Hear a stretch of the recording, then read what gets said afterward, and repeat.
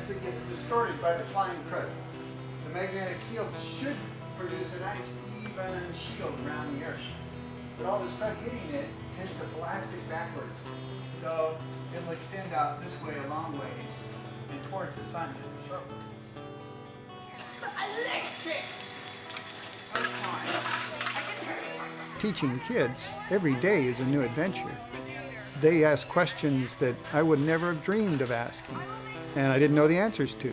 So I could learn far more and have much more fun working with kids than doing the engineering. If you watch any kids left to their own means, they're the greatest scientists that ever was. We lived on a street right next to a big orchard, and somebody said, I've got a slingshot. It's really good. And I can shoot all the way from here into the orchard. And so, we challenged him to do that. And with a little rock, you couldn't see it. You'd shoot it off and you'd say, yeah, I made it to the orchard. You'd say, no, you didn't. It landed far short of the orchard. And so the contest began. How are you going to shoot a rock that you can see as far as you can make it go?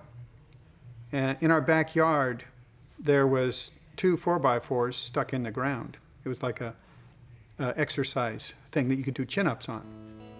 So we cut apart some old bicycle tires and took the inner tubes out, found a big piece of leather, and we'd pull it back as far as we could with a dirt clod in there and shoot this dirt clod.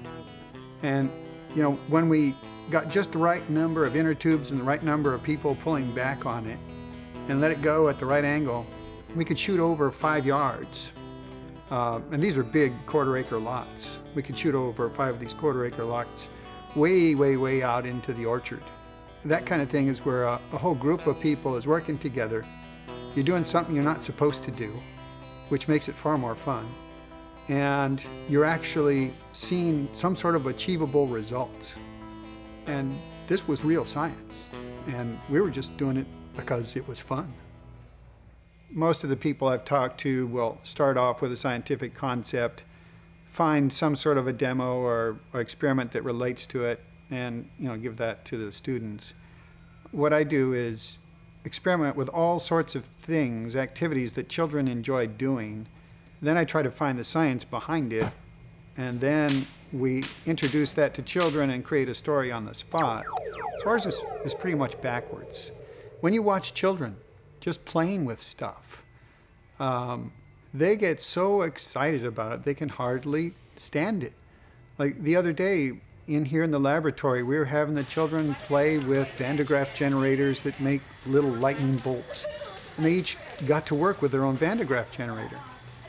And I had been working with them for 20 years, but these kids came up with new ideas. Fun things like the girls were sitting there and their hair would start to puff out and then get attracted to the ball and then bounce back again. And they were so excited because the hair was just going boing, boing, boing, boing, boing, boing like that. And one of the girls didn't like this. She said, oh, and put her hands over her head, and her hair kept doing it. So she got a big piece of aluminum foil and mushed it all over her head and made this metal hat.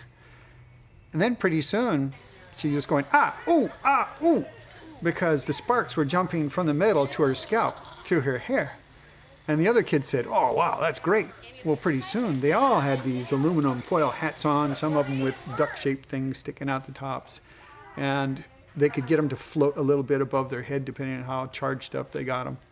It's just great to watch kids get excited with science when you let them run off on their own and discover things. It's fun because they're really doing the experiments themselves. They're doing it kind of like we did it as kids in the neighborhood. They're discovering things and sharing their discoveries. We don't want a teacher to go in and tell them this is what's going to happen. That's the kiss of death. What we want them to do is go in and say, we don't know what's going to happen. You're going to experiment and find out for yourself. So it's fun because they're on an adventure and they're sharing ideas with each other and they're getting to do something that they ordinarily would have no chance at all to do.